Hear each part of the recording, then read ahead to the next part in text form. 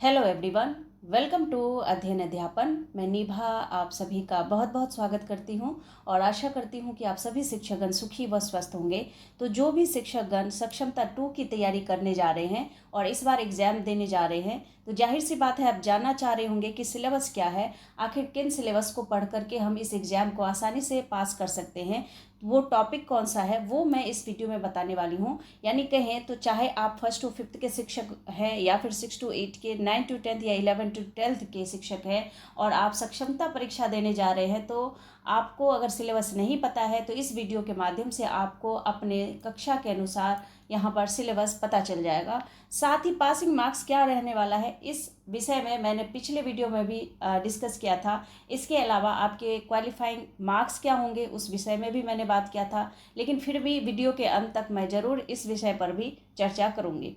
इसके बाद ये मैं बताने वाली हूँ कि आखिर आपका जो सक्षमता 1 यहाँ पर एग्ज़ाम हुआ था उसमें कहाँ कहाँ से कितने प्रश्न पूछे गए, लगभग उसका भी यहाँ पर मैं एनालिसिस करने वाली हूँ। ये बताने वाली हूँ कि कितने प्रश्न किस विषय से पूछे गए थे।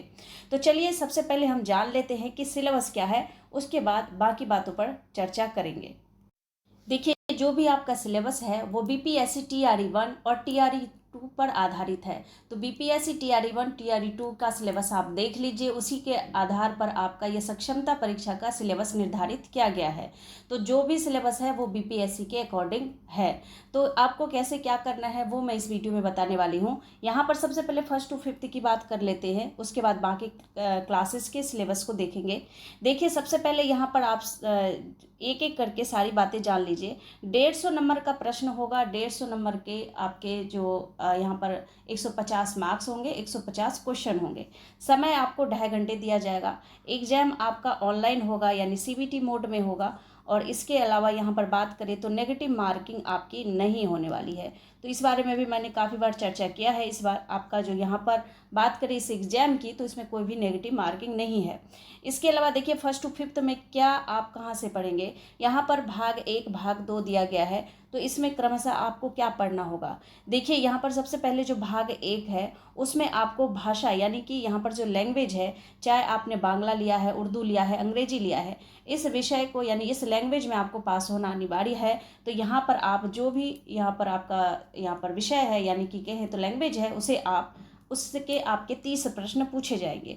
यहाँ पर भाग 1 देख सकते हैं आप लोग 30 प्रश्न और भाग 2 120 प्रश्न यहाँ पर दिए गए हैं। अच्छा, भाग 2 में आपको क्या पढ़ना है वो देख लीजिए। तो भाग 2 में यहाँ पर अगर हम देखें तो आपको पढ़ना होगा क्या। यहाँ पर देखिए, सबसे महत्वपूर्ण बात कहाँ से पढ़ेंगे, तो SCERT बुक और NCERT बुक से ही आपको पढ़ाई करनी है, क्योंकि यहीं से आपके डायरेक्ट क्वेश्चन पूछे जाते हैं। और इन फ्यूचर कभी आपका अगर आंसर आयोग द्वारा गलत दिया जाता है तो इसके प्रूफ आपके पास रहेंगे, ताकि आप इस प्रूफ के साथ प्रश्न पर चैलेंज भी कर पाएंगे। तो इसलिए आपका यहाँ पर इन्होंने स्पष्ट रूप से दे दिया है कि जो आपका उत्तर होगा वो SCERT NCERT से ही संबंधित होना चाहिए। इसीलिए आप अभी से SCERT NCERT से ही अपना सिलेबस कंप्लीट करें। इसमें आपको क्या पढ़ना होगा तो वो देख सकते हैं आप लोग। भाग 2 जो है, इसमें भाग 2 में आपको खासकर यहाँ पर कहें तो प्राथमिक गणित, मानसिक क्षमता परीक्षण यानी कि रीजनिंग और सामान्य जागरूकता, सामान्य विज्ञान, सामाजिक विज्ञान, भारतीय राष्ट्रीय आंदोलन, भूगोल और पर्यावरण शामिल होंगे। तो ये कुछ टॉपिक है जिसे आपको पढ़ना है कहाँ से, SCERT और NCERT से। यहाँ से आपको अपना यहाँ पर पूरी तैयारी करनी है। सामान्य अध्ययन के पत्र पाठ्यक्रम यहाँ पर टोटल इन्होंने बता दिया है। एक चीज़ और यहाँ पर देख लीजिए कि समान अध्ययन का जो यहाँ पर पत्र है, प्रश्न पत्र है, वो पाठ्यक्रम SCERT से संबंधित होंगे, लेकिन इसका स्तर जो है उम्मीदवार हेतु निर्धारित न्यूनतम अर्हता के आलोक में होगा। तो यहाँ पर आप लोग जो भी तैयारी करेंगे वो NCERT और SCERT से ही करेंगे। इसके अलावा हम लोग 6 to 8 का देख लेते हैं। अब हम बात करते हैं 6 to 8 में क्या सिलेबस रहने वाला है। तो देखिए, 6 to 8 में भी आपका 3 पार्ट यहाँ पर दिया गया है, जिसमें पहला पार्ट जो होगा वो लैंग्वेज के 30 प्रश्न होंगे। भाग 2 में आपका 40 प्रश्न होगा सामान्य अध्ययन का। और जो आपका अपना विषय है, चाहे आपका साइंस मैथ है या सोशल साइंस है, जो भी सब्जेक्ट है आपका अपना, उसके आपके 80 प्रश्न पूछे जाएंगे। तो ये कुल मिलाकर आप इसको चेक कर लीजिए। और यहाँ पर अगर टॉपिक की बात करें तो टॉपिक वही है आपका, सामान्य अध्ययन के लिए प्राथमिक गणित होना चाहिए। इसके बाद मानसिक यहाँ पर क्षमता परीक्षण, सामान्य जागरूकता, सामान्य विज्ञान, सामाजिक विज्ञान, भारतीय राष्ट्रीय आंदोलन, वही सारा सिलेबस है जो आपका 1st to 5th का था। तो ये तो आपका सामान्य हो गया जो आप के सभी क्लासेस में पूछे जाएंगे। तो ये पार्ट 2 जो है ये आपको 40 प्रश्न आएंगे 40 मार्क्स के। इसके बाद अगर पार्ट 3 की बात करें तो पार्ट 3 में देखिए ये इन्होंने सब्जेक्ट दिया है यहाँ पर, जिसमें कहा जा रहा है कि मध्य विद्यालय के अध्यापकों के लिए एक विषय पत्र है। उम्मीदवारों द्वारा इन पत्रों में से किसी एक पत्र का चुनाव किया जाना है, यानी इन विषयों में से आपने किसी एक विषय का फॉर्म भरते वक्त चुनाव किया होगा, जिसमें आपने लिया होगा अगर गणित एवं विज्ञान। इसके अलावा यदि आपने सामाजिक विज्ञान यहाँ पर सेलेक्ट किया होगा, या फिर लैंग्वेज हिंदी के लिए, या फिर उर्दू, संस्कृत और अंग्रेजी के लिए, इन विषयों का आपने चयन किया होगा फॉर्म भरते वक्त, या फॉर्म भरेंगे तब आप इसको यहाँ पर सेलेक्ट करेंगे।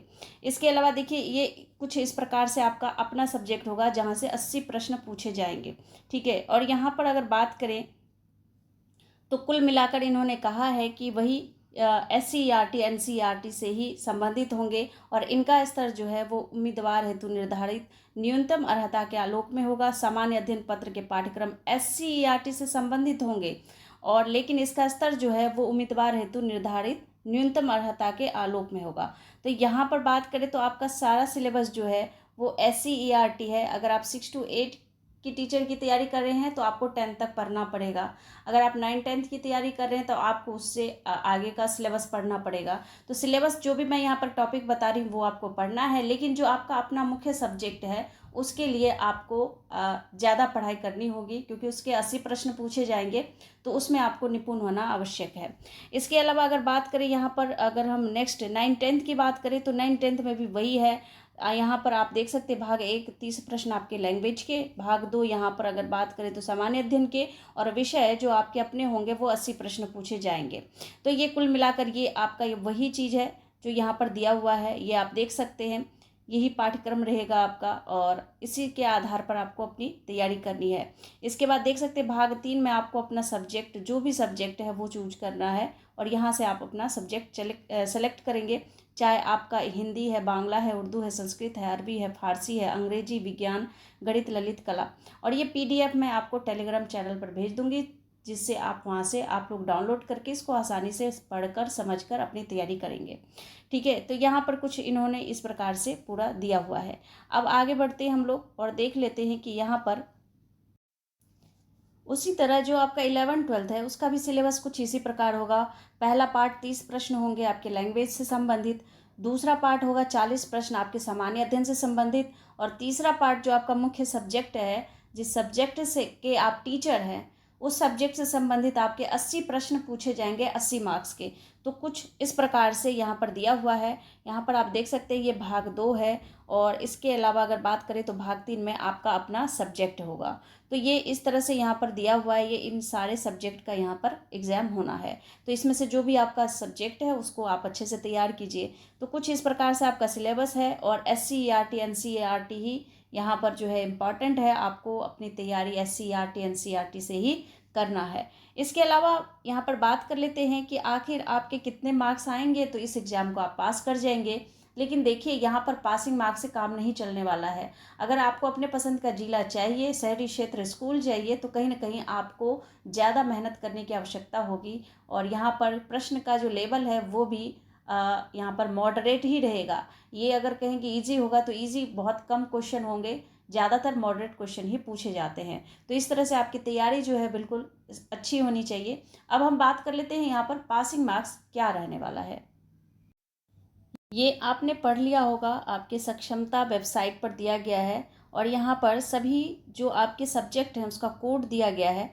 तो जब आपने फॉर्म भरा होगा या भरेंगे, आपको पता है 4 मई तक लास्ट डेट है, 4 मई लास्ट डेट है। सक्षमता 2 का फॉर्म भरने का डेट जो है अंतिम 4 मई है।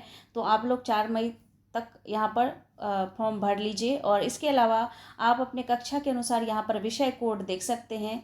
तो ये विषय कोड है, आप जब फॉर्म भरेंगे तो उसमें कोड भी डालना होगा, और उसी सब्जेक्ट का एग्ज़ाम देना है। यहाँ पर आप देख सकते हैं BPSC TRE 1 TRE 2 के सिलेबस पर आधारित होगा। और ये आप अगर चाहें तो बीपीएससी के वेबसाइट पर जो है आप इसको डाउनलोड कर सकते हैं। थोड़ा सा ढूंढना पड़ेगा आपको, लेकिन ये मिल जाएगा।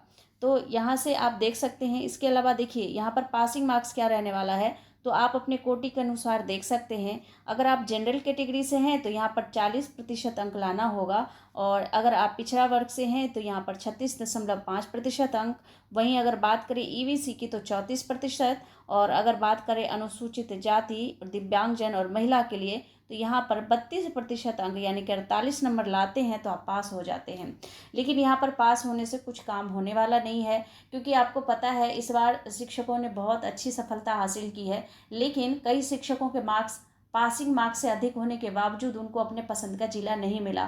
तो यहाँ पर बात करें तो आपको हाईएस्ट मार्क्स लाने के लिए यहाँ पर कंपटीशन जो है वो हाई रहेगा। तो आप लोग अपने हिसाब से अच्छे से तैयारी कीजिए। चूँकि आप लोग पहले से पढ़ा रहे हैं, शिक्षक हैं, तो आप लोगों के लिए ये आसान भी रहेगा। तो यहाँ पर रिजल्ट के हैं तो सक्षमता 1 का बहुत ही अच्छा रिजल्ट रहा है, और इस बार का भी रिजल्ट अच्छा ही आएगा, क्योंकि यहाँ पर देख सकते हैं आप लोग खुद यहाँ पर ज्ञानी हैं, शिक्षक हैं, तो आप लोगों का एग्ज़ाम अच्छा होना तय ही है। तो कुछ इस प्रकार से आपके जो हैं उत्तीर्णांक होंगे, और यहाँ पर बाद में नॉर्मलाइजेशन भी लगाया जाता है। क्योंकि यहाँ पर अगर आप बात करें तो आपका जो यहाँ पर सीबीटी मोड में एग्ज़ाम होगा, तो सीबीटी मोड में क्या होता है कि किसी शिफ्ट में इजी क्वेश्चन, किसी शिफ्ट में मॉडरेट या किसी में हार्ड पूछ दिया जाता है। तो बराबर करने के लिए यहाँ पर नॉर्मलाइजेशन की प्रक्रिया अपनाई जाती है। उस बारे में हम लोग बाद में बात करेंगे। यहाँ पर जान लेते हैं कि आखिर सक्षमता 1 का जो एग्ज़ाम हुआ उसमें कहाँ से कितने प्रश्न पूछे गए। तो देखिए यहाँ पर अगर हम बात करें तो आपको पता है ये जो 3 पार्ट में डिवाइड होता है। 30 प्रश्न आपके लैंग्वेज के, 40 प्रश्न आपके सामान्य अध्ययन के, और वहीं बात करें तो 80 प्रश्न आपके अपने सब्जेक्ट के होते हैं। तो इस प्रकार से आपका ये प्रश्न पत्र होता है। इसमें अगर बात करें तो यहाँ पर अगर देखें तो आपका मैथ से अगर बात करें तो मैथ के क्वेश्चन जो हैं आपके कम से कम 25 से 27 क्वेश्चन आपके पूछे गए थे, 25 से 27 क्वेश्चन। वहीं साइंस की बात करें तो यहाँ पर लगभग 27 प्रश्न यहाँ से भी पूछे गए थे। अगर बात करें यहाँ पर शिक्षण कौशल, जो आपका यहाँ पर बाल विकास शिक्षा शास्त्र से जो संबंधित प्रश्न पूछे जाते हैं, पेडागोजी के क्वेश्चन पूछे जाते हैं, वो भी लगभग यहाँ पर 15 प्रश्न पूछे गए थे। तो यहाँ पर अगर मैं सीडीपी का क्वेश्चन करवा रही हूँ तो कहीं ना कहीं ये आपके लिए हेल्पफुल रहेगा। सीटेट का जो सीडीपी क्वेश्चन करवाती हूँ वो आपके लिए इम्पॉर्टेंट रहेगा। इसके अलावा देखिए यहाँ पर अगर बिहार स्पेशल की बात करें तो बिहार स्पेशल से जो है आपके कितने क्वेश्चन पूछे गए थे, तो बिहार स्पेशल से आपके प्रश्न पूछे गए थे कितने, 12 प्रश्न लगभग पूछे गए थे। इसके अलावा अगर बात करें हिस्ट्री की यानी कि इतिहास की, तो हिस्ट्री से आपके प्रश्न पूछे गए थे कितने, लगभग अगर कहें तो यहाँ पर 20 से 25 प्रश्न पूछे गए थे आपके हिस्ट्री से। तो काफ़ी ज़्यादा प्रश्न पूछा गया था। इसके अलावा अगर भूगोल यानी कि जियोग्राफी की बात करें तो यहाँ पर आपके प्रश्न लगभग 12 प्रश्न यहाँ पे भी पूछा गया था, यानी 10 से 12 प्रश्न आपके जियोग्राफी से पूछे गए थे। और अगर यहीं पे बात करें हम लोग पॉलिटी की, तो पॉलिटी यानी कि यहाँ पर अगर बात करें राजनीति विज्ञान से, तो यहाँ पर भी 12 प्रश्न पूछे गए थे। तो देख सकते हैं आप लोग इस प्रकार के प्रश्न आपके पूछे गए थे लगभग। ये कुछ यहाँ पर एरिया है, ये सब्जेक्ट है जहाँ से आपके इतने प्रश्न पूछे गए थे। तो कुल मिलाकर कहें तो यहाँ पर आप लोगों को अच्छे से तैयारी कीजिए। और अभी एग्ज़ाम डेट जो है वो जारी नहीं किया गया है, जैसे ही जारी किया जाता है आप लोगों को सूचित किया जाएगा। आधिकारिक तौर पर कोई सूचना अभी एग्ज़ाम से संबंधित नहीं दी गई है। अगर दी जाती है तो बिल्कुल आप लोगों को यहाँ पर सूचित किया जाएगा। तब तक आप लोग अपनी तैयारी कीजिए, और मिलती हूँ आपसे अगले अपडेट में। तब तक के लिए thank you and thanks for watching.